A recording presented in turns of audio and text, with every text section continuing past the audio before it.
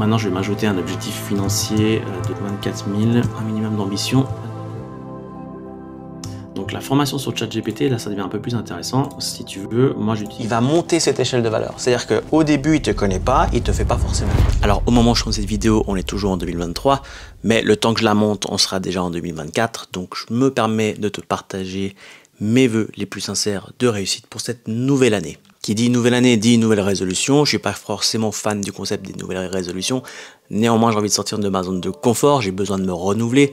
J'ai besoin de recréer le lien avec mon audience et je crée ce nouveau format qui sera un mix entre le vlog et le contenu éducatif. En gros, je t'amène dans les coulisses de ma chaîne où je te montre concrètement tout ce qui va se passer durant cette prochaine année, dans la mise en place des objectifs, comment je tourne des vidéos, comment je vends mes formations. Le but est de te montrer comment une personne lambda comme moi peut néanmoins réussir à développer sa chaîne YouTube sur son temps libre. Et réussir en plus à se dégager de nouvelles sources de revenus grâce à cette chaîne. Donc on va voir tout ça ensemble, mais d'abord, on va justement aller récupérer un accessoire indispensable pour ce nouveau format. À tout de suite.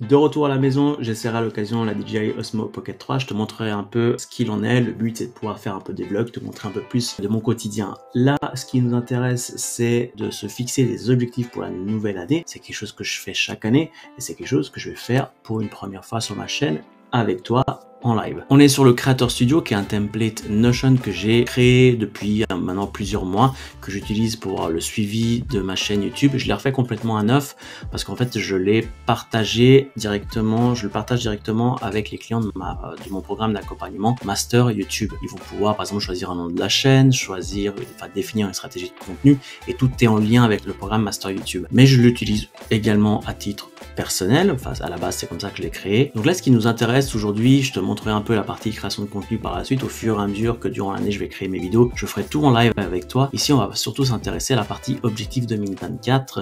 Donc c'est un exercice que je fais chaque année, je me fixe des objectifs. L'année dernière l'objectif principal était de justement mettre en place cette formation Master YouTube, chose qui a été faite. J'ai dû mettre un peu en pause la chaîne YouTube mais c'est pas grave. Là l'objectif pour cette année, alors je me fais toujours un objectif de publier un minimum de vidéos par année. Donc là on va dire 24, publier 24 vidéos. Donc ce qui fait que l'objectif est de 24. Voilà, ça c'est histoire d'avoir quelque chose de sympa à suivre. Ensuite je vais avoir un autre objectif qui serait de créer 3 sources de revenus supplémentaires.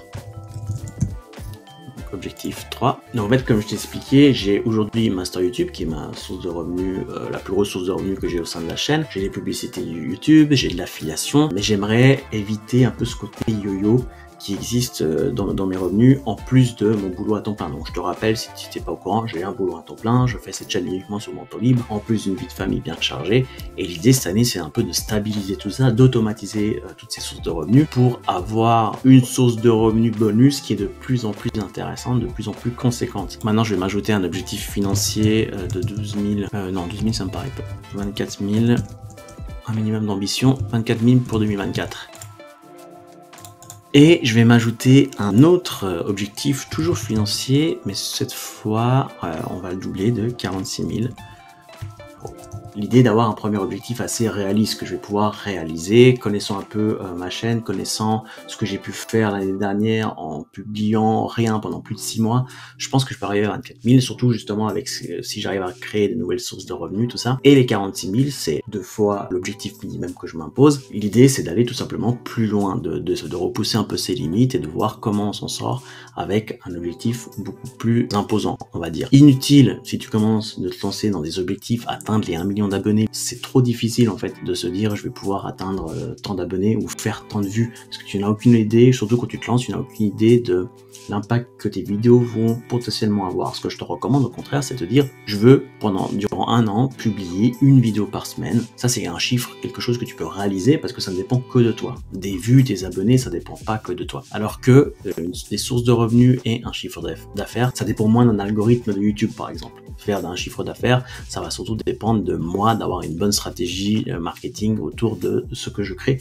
Et justement, c'est un peu tout ça qu'on va voir au fil de cette nouvelle série. Donc, ces objectifs sans aucune tâche à réaliser, bah, c'est juste des rêves. Donc, concrètement, qu'est-ce que je vais pouvoir faire pour mettre en place déjà des choses concrètes sur ces objectifs? Mais là, ce qui m'intéresse, c'est faire un lancement pour Master YouTube, qui est mon programme d'accompagnement. Donc ça me paraît important et je me mets une due date à 31 janvier. Voilà. Donc ça, c'est dans les 30 prochains jours, je veux avoir fait un lancement pour Master YouTube. Qu'est-ce que ça implique de faire un lancement pour Master YouTube? Ça implique de revoir ma page de vente, ça implique de aller chercher des témoignages clients. Donc ça, je te montrerai exactement comment je fais toutes ces choses, hein. Comment aller chercher les témoignages. Ça, c'est un peu le côté compliqué, aller demander des témoignages, mais ça se fait. C'est primordial en fait, parce que c'est grâce aux témoignages qu'on va pouvoir augmenter la valeur sociale de ce qu'on vend. Ça rajoute de la crédibilité, ça rassure les futurs clients, et donc ça augmente le pourcentage de vente, ce qui est justement indispensable si on veut avoir des objectifs d'ici la fin de l'année d'un point de vue financier. Ensuite, dans la mesure du possible, j'aimerais également en janvier monétiser le template Notion. Donc c'est celui que je suis en train de te montrer. Tout ça, j'aimerais pouvoir le vendre à mes futurs clients. Et ça, pareil, je vais mettre ça pour fin janvier. Ensuite, dans un futur un peu plus lointain, ce qu'on pourrait faire, c'est créer une formation sur ChatGPT. Donc la formation sur ChatGPT, là ça devient un peu plus intéressant. Si tu veux, moi j'utilise ChatGPT, donc si tu sais pas ce que c'est ChatGPT, c'est une intelligence artificielle, je suis sûr que tu en as déjà entendu parler. L'idée c'est que moi je l'utilise de plus en plus, quasi quotidiennement, que ce soit dans mon boulot ou que ce soit justement pour créer du contenu. Ça m'aide, franchement ça me fait gagner 2 fois plus de temps dans la création de mon contenu, dans la révision des scripts, dans le choix d'un titre, dans le choix d'une thématique.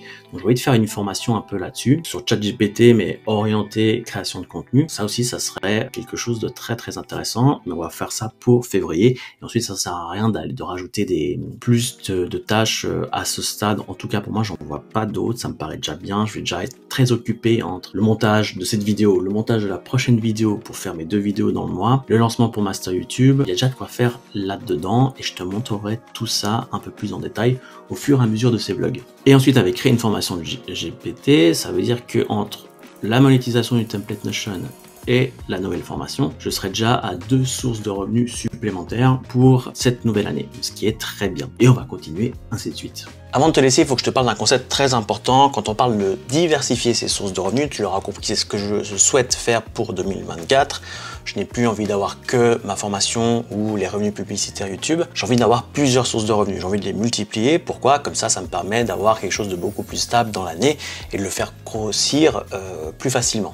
Mais je ne vais pas le faire n'importe comment. En marketing, il y a un concept qui s'appelle l'échelle de valeur. C'est un graphique qu'on peut représenter de cette façon, avec à gauche ce que te donne le client, et en bas ce que tu lui donnes. Généralement, ça va donner une courbe comme ça. Et en gros, quand tu commences sur les réseaux sociaux, tu vas créer du contenu. Donc ton contenu, il se retrouve ici. Ça veut dire que ici, toi, tu vas donner du contenu gratuit en échange du temps de ton client. Voilà, lui t'offre son temps d'attention, son temps libre contre du contenu gratuit. Et ensuite, ce qui peut se passer, c'est que tu vas avoir généralement ici quelque chose contre quelque chose de plus important. Généralement, cette deuxième chose, c'est un email contre, je sais pas moi, un PDF, un guide, voilà, guide. Entre le contenu gratuit et le guide, ce que t'a donné le client a augmenté en termes de valeur. C'est pour ça qu'on parle d'échelle de valeur. Et généralement ici, toi tu vas lui donner un premier produit contre un premier prix. Et ensuite, un deuxième produit qui est plus cher. Voilà, je ne sais pas si tu arrives à lire, si c'est assez compréhensible, mais l'idée c'est, tant que tu restes dans tant que tu respectes ce principe d'échelle de valeur, donc voilà, produit 3, tu as compris la suite, hop, tac, tac, tac, tac, tac, tac. Et là, on a beaucoup de dollars, beaucoup d'argent. Tant que tu respectes ce principe, en fait, ce qui va se passer, c'est que ton client, il va passer d'une étape à une autre de façon logique parce qu'il va monter cette échelle de valeur. C'est-à-dire qu'au début, il ne te connaît pas, il ne te fait pas forcément confiance, mais plus il va passer du temps avec toi, plus il va être prêt à te donner des choses. Ça va être du temps, un email, un peu d'argent, un peu beaucoup d'argent, etc., etc. Et tant que tu respectes ça, ça fait une échelle logique. Et c'est ce qui permet justement d'avoir des clients qui dépensent de plus en plus chez toi. Si tu prends l'exemple de Elon Musk, lui ce qu'il a fait, Elon Musk il a fait tout l'inverse. Elon Musk il est parti de là pour faire ça, en gros. Il est parti d'une voiture super chère, la Model Y, je ne sais plus laquelle c'est, je sais plus laquelle c'est, de voiture Tesla pour rentrer dans le bas de gamme, en fait, dans le bas de gamme, dans la gamme de plus en plus bas. Avec son premier projet, il a validé la demande avec un produit très cher, puis ça lui a permis de financer les autres produits. Au début, il n'avait pas besoin de vendre beaucoup parce que les produits étaient chers, mais après, plus il descend dans son échelle, et plus il a besoin d'avoir un certain volume pour être rentable. Mais nous, ce qu'on fait généralement, en tout cas tous les créateurs de contenu, ce qu'ils vont faire, c'est plutôt ça. Et moi, il faut savoir que, un peu par hasard, sans trop savoir, sans vraiment avoir appliqué, en fait, j'ai simplement suivi la demande de mon audience, j'ai créé quelque chose ici. Mince. Ici, au tout début. Donc moi, j'en suis là. Donc maintenant, si j'en suis là et si je veux créer d'autres sources de revenus, le plus logique, c'est de commencer par respecter cette échelle de valeur. Donc c'est pourquoi j'étais en train de me dire, pourquoi pas ici, pourquoi pas en premier, faire un template Notion. Pourquoi? Parce qu'un template Notion, voilà, ça peut être vendu, je sais pas moi, 50 balles maximum. Ça peut être un premier produit. Puis ensuite, on aurait une formation, une petite formation de quelques heures. Je pense notamment à la formation sur ChatGPT que j'ai déjà en tête. Ça peut être un deuxième produit. Et finalement, la formation Master YouTube, qui elle sera mon produit le plus cher que j'aurai, en tout cas à ce stade, au sein de mon catalogue de produits. Donc ça, c'est quelque chose qui est très important à comprendre, parce que ça, du moment que tu fais comme ça, du moment que tu commences par le bas, tu peux pas trop te louper, parce que tu vas commencer avec quelque chose qui, d'un point de vue marketing, échelle de valeur, et la suite logique de ce qui va se passer au sein de l'aventure, au sein de la vie de ton client chez toi. Et surtout, tu peux tout à fait te dire que tant que tu n'as pas réussi à vendre ton premier petit produit, ça sert à rien d'aller plus loin. Si tu n'es pas sûr de ta thématique, si tu n'es pas sûr d'avoir choisi la bonne audience, etc. Donc ça peut être quelque chose à retenir, c'est qu'au début, il faut se concentrer un peu sur cette zone. On commence à créer du contenu gratuit pour ensuite faire un guide contre un email. Du moment qu'on a des emails, ça veut dire qu'on est en train de créer de la confiance et on crée un premier produit pour commencer à monétiser tout ça. Tu l'auras compris, je vais tout t'expliquer de long en large comment je vais faire au fil de cette nouvelle série. J'espère que cette nouvelle série te plaît. Moi en tout cas, j'ai beaucoup de plaisir à la faire. J'aime bien pouvoir expliquer un peu ce qui se passe en coulisses. Ça donne plus de vision, ça rend les choses un peu plus claires et simples plutôt que des tutoriels un peu hachés comme on a tendance à les retrouver. Je te dis à la prochaine. D'ici là, prends soin de toi